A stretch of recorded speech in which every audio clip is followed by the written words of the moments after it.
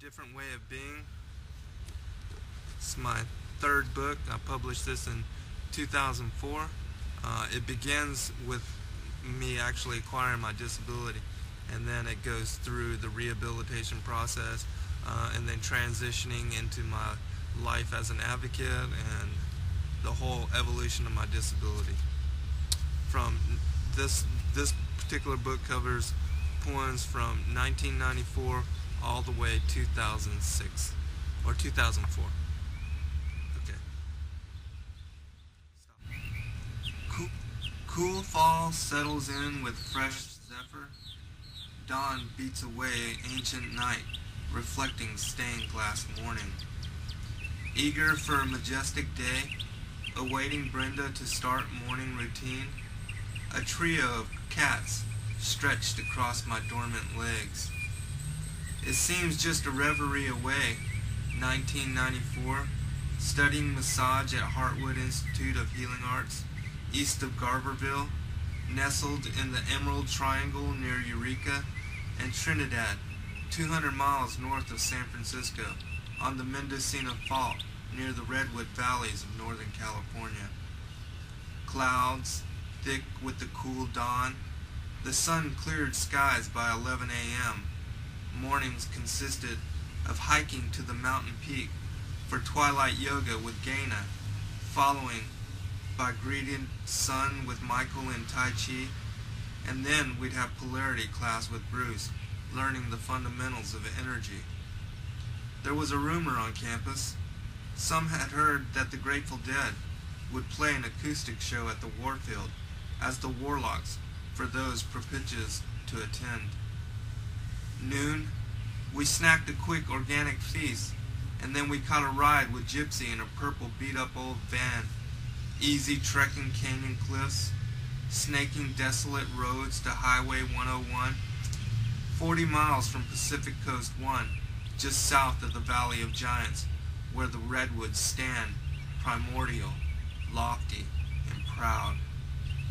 About 30 minutes into the descent, just after reaching paved roads, smoked-out brakes surrendered grip to gravity, and then momentum gave way to extreme acceleration.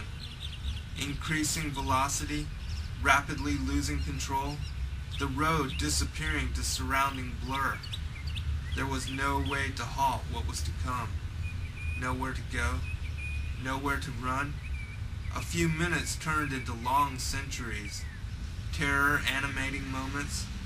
Rubber trying to cleave the road as speed gathered, shooting us sideways off of graveyard cliffs.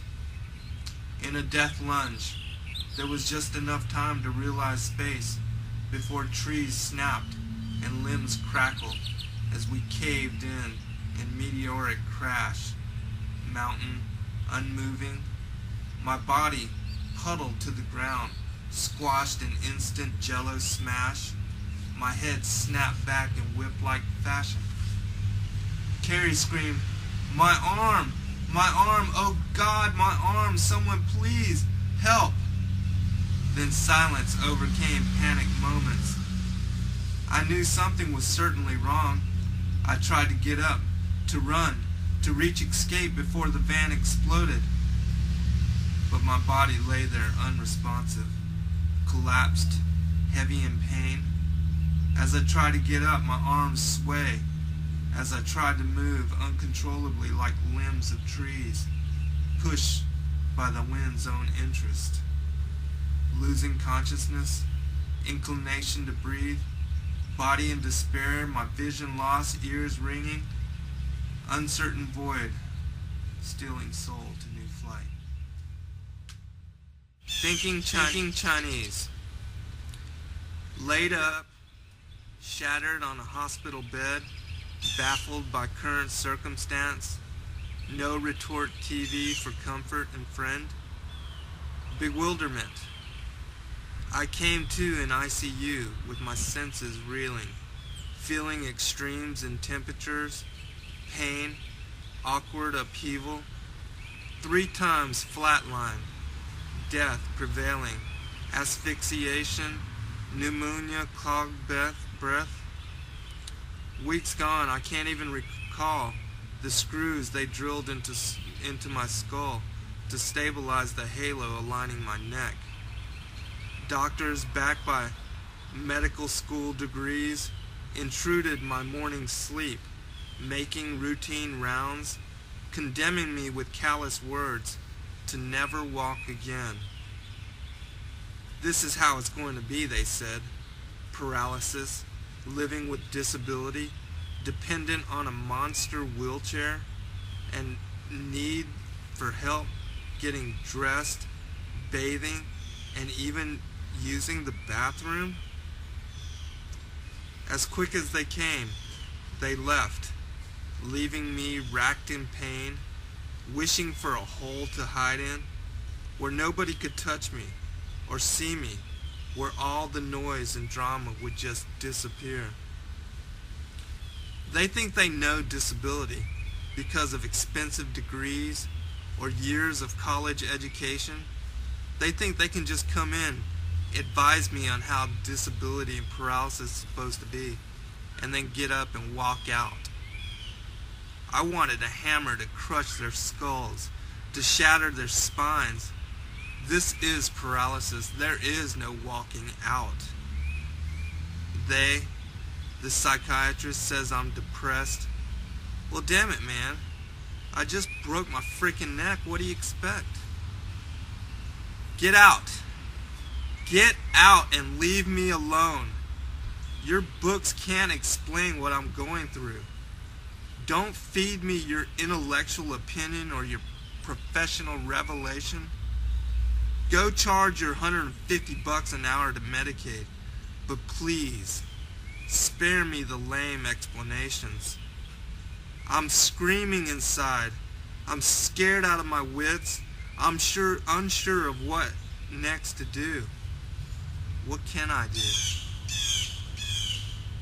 Please, just turn off the light as you go and shut the door as you leave. Get up, I say, but my body won't listen. It's leaving me stranded in bed alone, having pissed on myself as if I'm thinking Chinese. This is the poem I wrote for my mother and my father. Kind, loving, gentle-souled parents, nothing but love for you. I apologize for my misgivings, for pushing further than most need to go alone. I'm so sorry that you had to fly to California, to be by my side, and to see me so utterly broken, plugged by needles and tubes, so many machines surrounding as death ruled my world. I struggled for life breath, as you paced waiting rooms for news and a chance for reconciliation. I crawled from hell in High Mountain when all was darkness and cold, with the promise of only more suffering, more pain. Light hurt, sound anguishing, everything was discomfort. Sleep evaded. I could not fathom survival this way. But you pushed me. You pushed me with love and willed me to try. Please try and make it.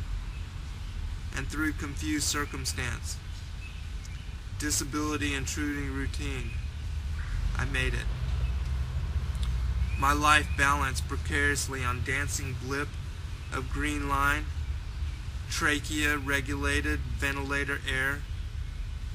I had a feeding tube. They fed me with this liquid green goop. My body, once so toned, shriveled away, bones poking through. You provided what comfort you could, resigning to love me in whatever way was possible. Family is one of those sacred words whose meaning is not a birthright, but evolved through situation. It must be nurtured by lesson, celebrated by story, having been granted special provision, and through ultimate struggle, and in some instances, seeming tragedy. Thank you both so much. I love you in ways words can never reveal.